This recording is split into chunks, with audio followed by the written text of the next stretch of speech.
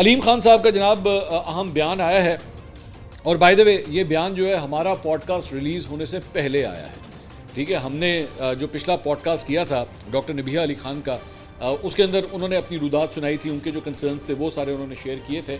अलीम खान साहब का जो बयान है ये इससे पहले आया है। सो आई एम प्रीटी श्योर कि उनके जो भी कमेंट्स हैं वो हमसे कम से कम रिलेटेड नहीं है, लेकिन सोशल मीडिया के ऊपर जो है वो काफ़ी बैशिंग हो रही है इस वक्त पाक व्यू की और अलीम खान साहब की, तो ये उनको एड्रेस करने के लिए था। बाय द वे मैं अपने उस पॉडकास्ट के अंदर भी हमने ये कहा था कि अगर पाक व्यू की जानिब से अगर कोई आना चाहता है और आके अपना पॉइंट ऑफ व्यू देना चाहता है तो हमारा प्लेटफॉर्म उनके लिए हाजिर है।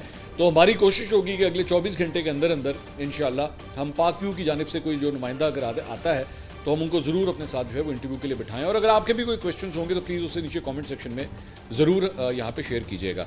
अलबत्ता अलीम खान साहब ने जो बात की है, उन्होंने कहा जो पॉडकास्ट के ज़रिए डिसइंफॉर्मेशन फैला रहे हैं उनको जवाब देना चाहता हूँ। मेरे ख्याल में वो व्लॉग कहना चाह रहे होंगे, पॉडकास्ट का लफ्ज़ इस्तेमाल कर रहे हैं।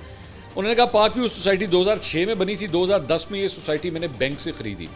15 साल तक ये मनसूबा बहुत अच्छा रहा। पहले ये सोसाइटी LDA के अंडर थी, अब रूडा के पास चली गई है। पाक व्यू में कोई सरकारी ज़मीन नहीं है, उसको मुकामी लोगों से मैंने पूरी रकम अदा करके ख़रीदा है। रूडा ने हमसे फ़ीस भी चार्ज की, हम अरबों रुपए रूडा को दे चुके हैं और 1 रुपये का काम नहीं किया। जब रूडा बनी तो ये ब्राउन थी, ये ग्रीन नहीं थी। हमने कौन सा गलत काम किया है?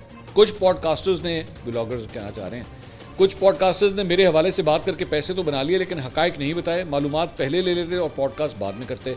मेरे ऊपर ना पिछली हुकूमत ने कोई एहसान किया ना मौजूदा हुकूमत ने। इस सोसाइटी में मेरे वालिदैन की कब्रें हैं, ये मुझे बहुत अजीज़ हैं। तो अलीम खान साहब का भी जो बयान था, जाहिर बात है एक सहाफ़ी होने के नाते हम हमेशा ये बात कहते हैं कि दोनों साइड्स की बात जो है वो ज़रूर सुननी चाहिए। बैलेंस और न्यूट्रल रिपोर्टिंग जो है इसी को कहते हैं और इसीलिए ज़रूरी है कि अलीम खान साहब ने जो कुछ कहा है वो भी हम आपके साथ शेयर करें।